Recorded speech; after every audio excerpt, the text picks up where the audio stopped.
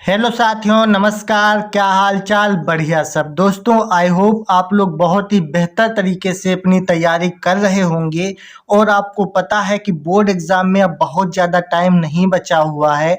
तो अब आपको क्या करना है, पूरी किताब के इम्पोर्टेंट प्रश्नोत्तर तैयार कर लेने हैं। ठीक है, तो आज की इसी वीडियो में मैं आपको पूरी केमिस्ट्री खत्म करके दूंगा। ठीक है, यानी कि पूरी किताब की महत्वपूर्ण प्रश्नोत्तर इसी वीडियो में आपको पता चल जाएंगे। कहीं भी अलग भटकने की जरूरत नहीं है। ठीक है, अगर आप लोग ये वीडियो अंत तक देखोगे तो मैं गारंटी लेता हूँ कि केमिस्ट्री में 95% आप आसानी से ला सकते हो। ठीक है, कौन कौन सी वो इम्पोर्टेंट प्रश्नोत्तर हैं जो बार बार पूछे जाते हैं, इस वीडियो में लास्ट तक बने रहें, सब कुछ पता चल जाएगा। तो चलिए वीडियो को शुरू करते हैं। चैनल पर पहली बार आए हो तो सब्सक्राइब कर लीजिएगा, क्योंकि बोर्ड एग्जाम तक लगातार आपको इसी प्रकार की तैयारी करवाते रहेंगे। और वीडियो पसंद आए तो एक लाइक जरूर करिएगा। तो चलिए शुरू करते हैं। सबसे पहले बहुविकल्पी प्रश्न देखेंगे, उसके बाद में लघु उत्तरीय और दीर्घ उत्तरीय। ठीक है, तो सबसे पहला हमारा क्वेश्चन नंबर 1 दिया गया है बहुविकल्पीय। निम्न में से कौन सा विलयन अणुसंख्य गुणधर्म नहीं है? ठीक है, यहाँ पर दो प्रकार से क्वेश्चन पूछा जाता है। एक आता है कि कौन सा अणुसंख्य गुणधर्म है, और दूसरा आता है कौन सा नहीं है। ठीक है, अगर पूछा जाएगा कौन सा गुणधर्म है, तब आप बताएंगे परासरण दाब है।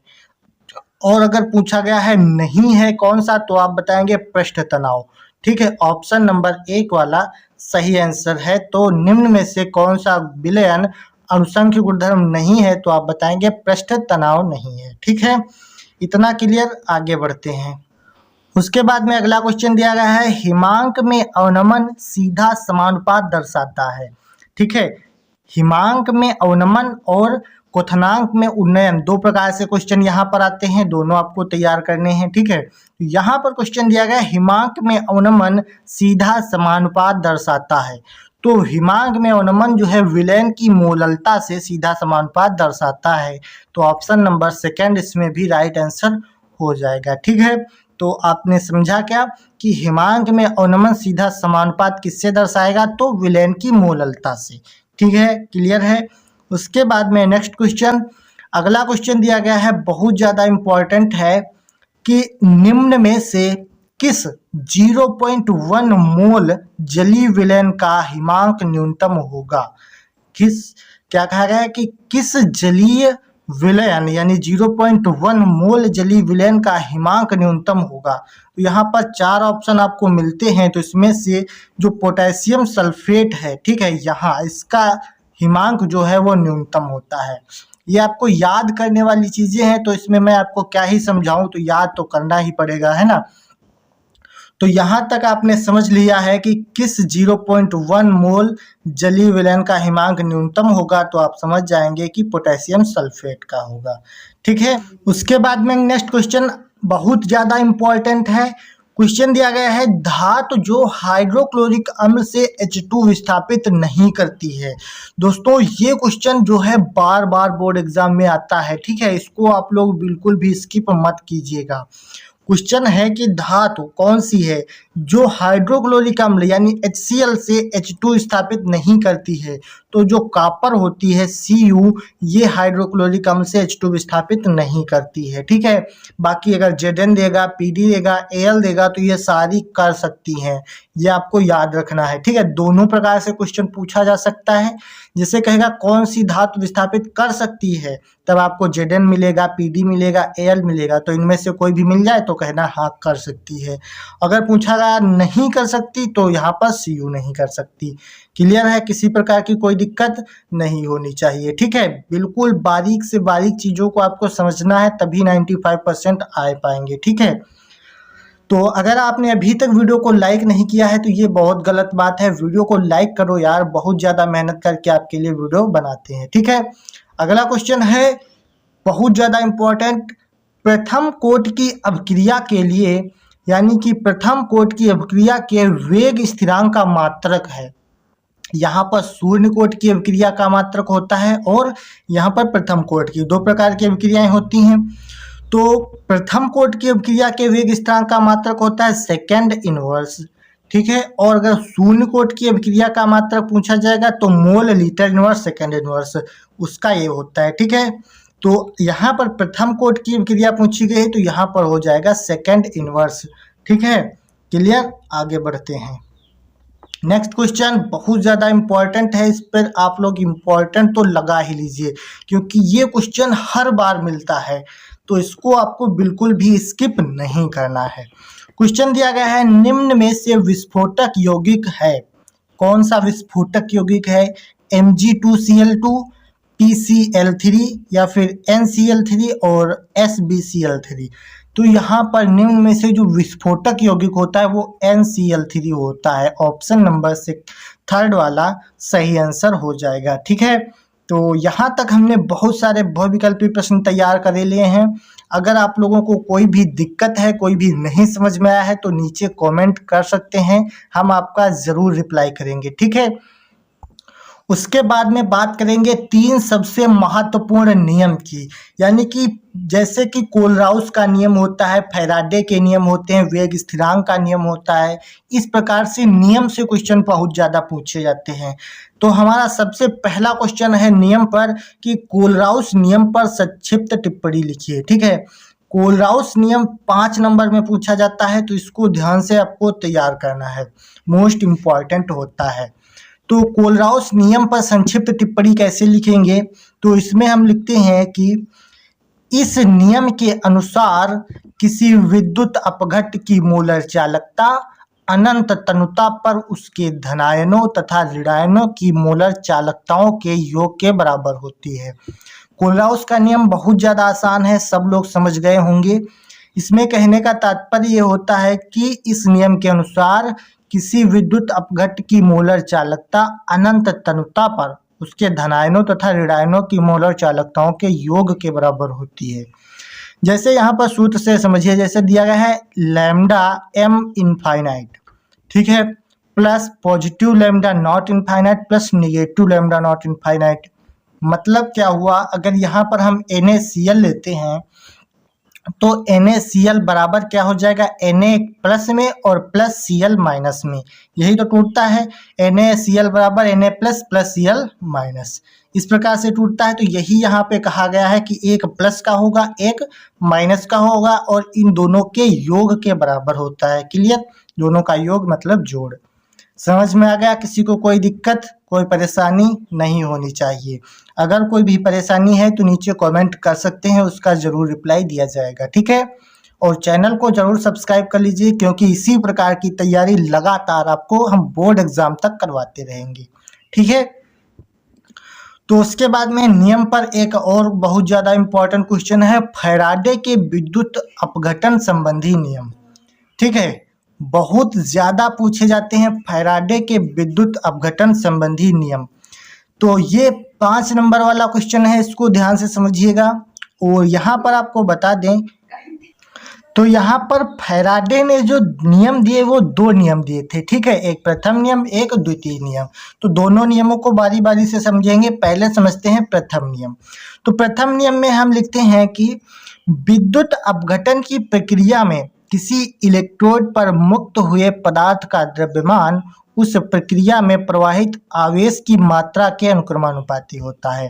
ठीक है, क्या कहा गया कि विद्युत अपघटन की प्रक्रिया में किसी इलेक्ट्रोड पर मुक्त हुए पदार्थ का द्रव्यमान उस प्रक्रिया में प्रवाहित आवेश की मात्रा के अनुक्रमानुपाती होता है। ठीक है, यानी कि W अनुक्रमानुपाती Q का मतलब होता है आवेश, है ना, सभी को पता है। तो Q बराबर होता है IT। क्या होता है? Q बराबर IT, आपने पढ़ा है कूलाम के नियम से या उसके पहले नियम से। ठीक है, तो यहाँ पर W अनुक्रमानुपाती Q होता है, Q बराबर IT होता है। तो यहाँ पर जब अनुक्रमानुपाती हटाते हैं तो Z यहाँ पर कांस्टेंट राशि लगाते हैं, ठीक, यानी कि नियतांक लगाते हैं। तो यहाँ पर हो जाएगा W बराबर ZIT और Z का जब मान रखते हैं E/96,500 रखते हैं। क्लियर हो गया? W अनुक्रमानुपाती Q और W बराबर ZIT और Z का मान E/96,500। क्लियर, ये किसी को कोई दिक्कत नहीं है। अगला क्वेश्चन नहीं, नियम ही है दूसरा। तो द्वितीय नियम डालेंगे, इसमें लिखते हैं कि जब समान प्रबलता की विद्युत धारा समान समय के लिए विभिन्न विद्युत अपघट्टों के विलयनों में प्रवाहित की जाती है तो इलेक्ट्रोड पर मुक्त हुए पदार्थों का भार उनके तुल्यांकी भारों के समानुपाती होता है। क्या कहा गया कि जब समान प्रबलता की विद्युत धारा समान समय के लिए विभिन्न विद्युत अपघट्टों के विलयनों में प्रवाहित की जाती है तो इलेक्ट्रोड पर मुक्त हुए पदार्थों का भार उनके तुल्यांकी भारों के समानुपाती होता है। ठीक है, मतलब यहाँ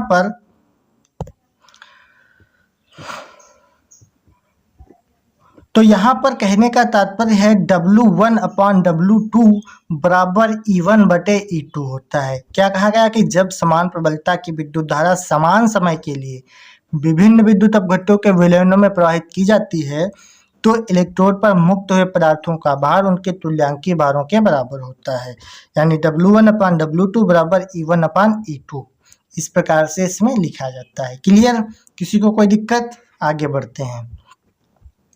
यहाँ पर एक सबसे ज्यादा और नियम पूछा जाता है, वेग नियम। ठीक है, पूछा जाएगा 2 नंबर में वेग नियम क्या होता है, तो इसको भी समझ लेते हैं, कितना टाइम लगेगा, है ना।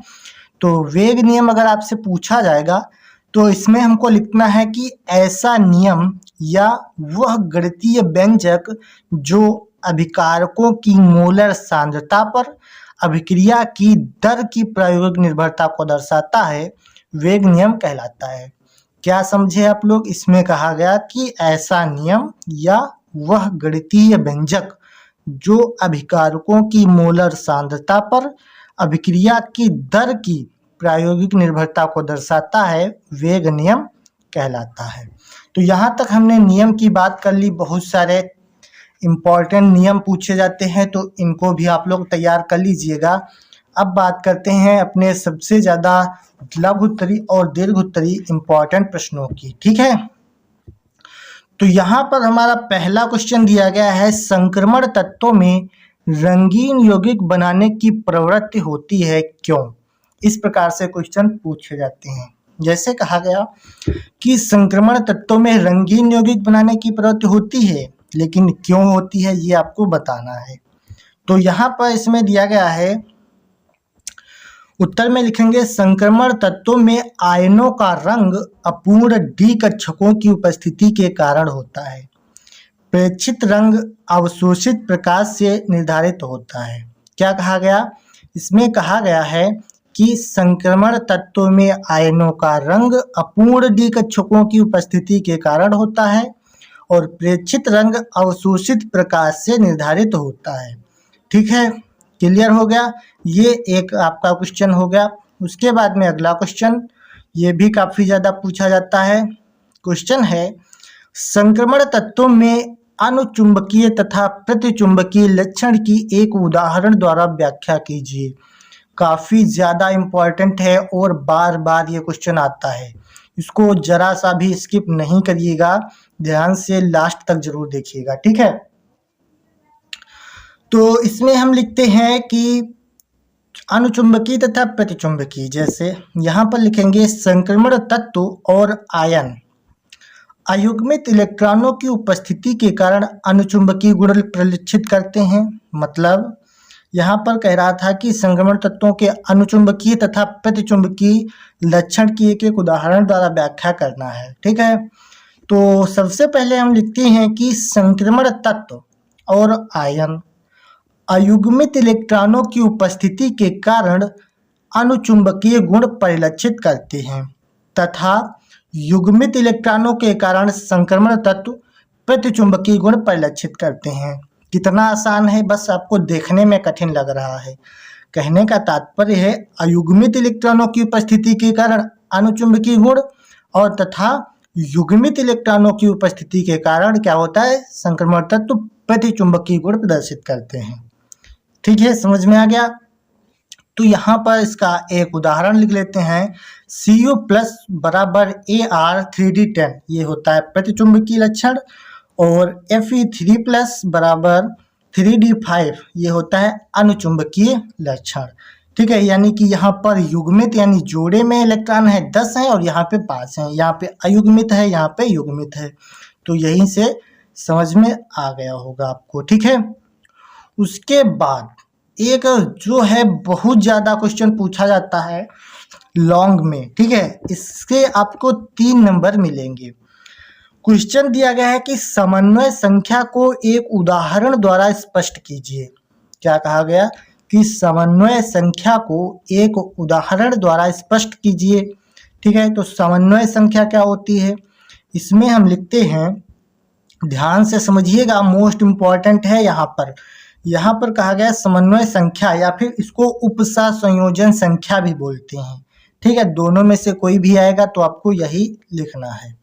तो इसमें हम लिखते हैं कि संकुल आयन या संकुल यौगिक में केंद्रीय धातु से परिबद्ध दाता परमाणुओं की संख्या धातु की उपसा संयोजन संख्या या समन्वय संख्या कहलाती है, ठीक है। तो यहाँ पर उदाहरण दिया गया है K4FeCN6। उदाहरण में केंद्रीय धातु Fe की उपसा संयोजन संख्या 6 है। यहाँ पर केंद्रीय धातु Fe है, इसकी उपसा संयोजन संख्या 6 ये वाली, ठीक है। यहाँ पर जो अंक लिखे होते हैं वही उपसा संयोजन संख्या होती है। परिभाषा आप लोग नोट कर लीजिएगा। और उसके बाद में आता है लिगेंड क्या होते हैं, इनके प्रकारों को बताइए, ठीक है। तो ये क्वेश्चन हम अगले वीडियो में बात करेंगे, लेकिन इसकी परिभाषा समझ लेते हैं। क्वेश्चन दिया गया है लिगेंड क्या होते हैं, तो इसमें हम लिखते हैं उपसा संयोजन यौगिक में केंद्रीय धातु परमाणु या धातु आयन से एकाकी इलेक्ट्रॉन युग्मों द्वारा सीधे परिबद्ध परमाणु लिगेंड कहलाते हैं, ठीक है। अगर आपसे पूछा गया लिगेंड क्या होते हैं तो आप बताएंगे उपसा संयोजन यौगिक में केंद्रीय धातु परमाणु या धातु आयन से एकाकी इलेक्ट्रॉन युग्मों द्वारा सीधे परिबद्ध परमाणु लिगेंड कहलाते हैं, ठीक है। क्लियर हो गया। अब बचा क्या, इनके प्रकारों को लिखिए। तो इनके प्रकार आपको गूगल करना है या फिर कॉपी में देखना है, ये आपकी जिम्मेदारी है। और नीचे कमेंट में बताना है कि लिगेंड कितने प्रकार के होते हैं और उनके कौन कौन से प्रकार हैं, ठीक है। ये आपकी जिम्मेदारी है। मैंने बहुत सारा करवा दिया है, इसके बाद जो आगे बचा वो अगली वीडियो में करवा देंगे, नहीं तो वीडियो बहुत ज़्यादा लंबी हो जाएगी। आज की इस वीडियो को इतना ही रखते हैं, मिलते हैं अगली वीडियो में, तब तक के लिए जय हिंद, वंदे मातरम।